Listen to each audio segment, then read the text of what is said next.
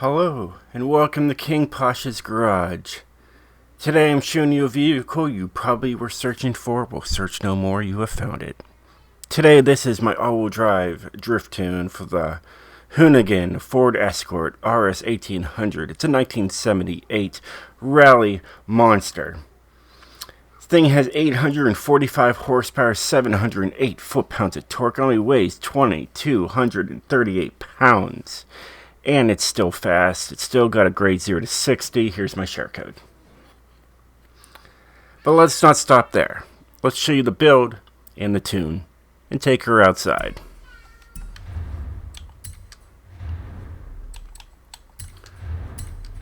So let's see. I put a 6.2 liter V8 in here as the one I could use to get the most power to push out of this vehicle to keep it in an S1 class. All-wheel drive drivetrain, just as my friend Gucci asked me to do. So here we are, and this is for you as well. We've got a twin turbo in here to max out those ponies. Nothing really going on here except a street front bumper just to bring it down as low as you could possibly go, with some lights and pretty lights. And then I left the stock rear wing on there. It looks like a piece of plastic just strapped across there. Got no side skirts. Who needs them? We're not rallying this thing. This thing's staying on the pavement. We have a snow tire compound just so that max dump slides go on. We really do wish that we could send some sparks flying in the air, just because we know those things are made of metal, and when you're going sideways at night, nothing like sparks up, and we're all disappointed, but it is what it is. I left the tire width as skinny as possible to make sure that this thing slides for days. Of course, you probably want to know what I did. Well, here, this is what I'm going to show you guys. And Gucci, you're gonna get this when I explain it. So, anyways, I have the TC105 ends here.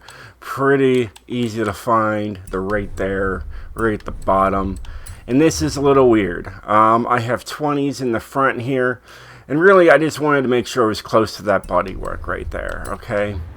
And then I have regular stock 18s in the rear. The problem was, see, when you start going up higher, you can see it starts to protrude the bodywork. So I just left it stock like this, so then when you're drifting, you don't see that ugliness sticking outside of the bodywork. So that's why I did it that way.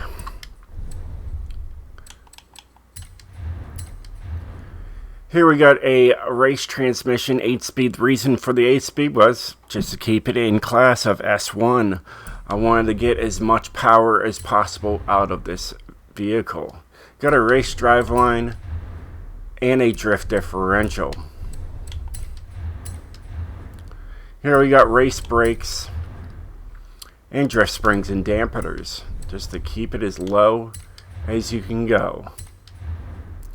Here we got a race intake, race fuel system, race ignition, race valves, race camshaft, a nice probably aluminum exhaust.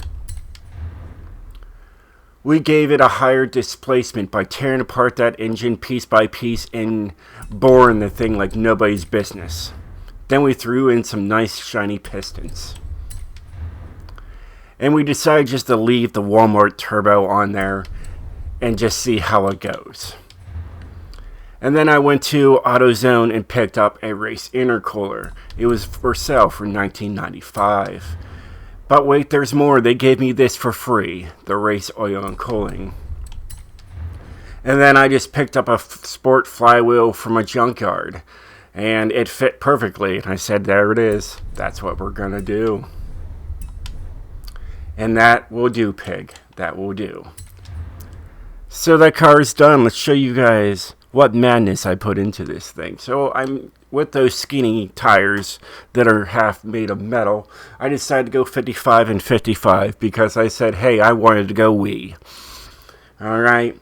And then here we are with the 8 gears to play around with. So pick a gear and have fun.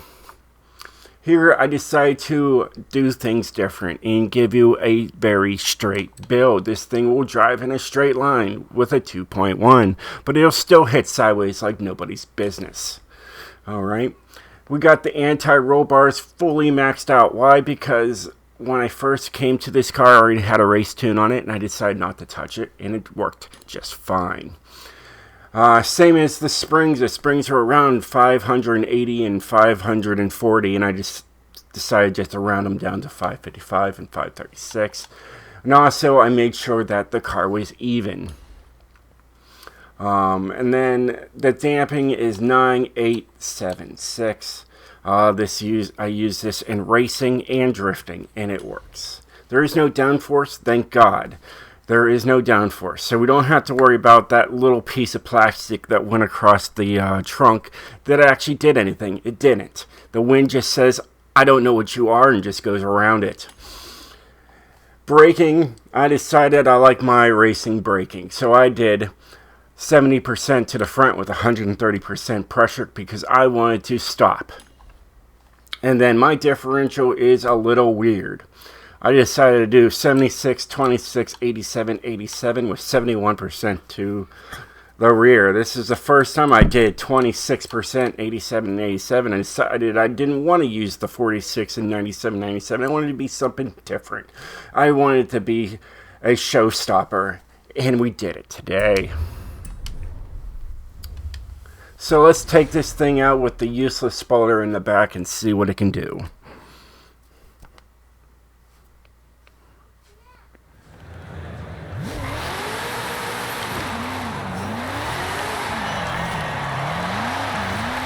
And as you can tell, it slides. It slides with no problem. It can run into guardrails that are meant to make you stop, but no, this car says, oh no, you can't stop me. And that's exactly what it does with its fake rear spoiler. It just goes through everything with no problem. And it makes it down the strip in record time. And it does great in the gravel, as you could tell. Absolutely amazing. So much fun. I highly recommend this fine masterpiece with parts made from the junk bin and AutoZone and maybe some O'Reilly parts. The real power plant of this is the K&N air filter that we put into this thing. That's the real glory. That's really where it's at. Well, hey guys, I hope you enjoyed this video. If you did, definitely hit that like button. And I'll catch you guys next time. Stay sideways, my friends.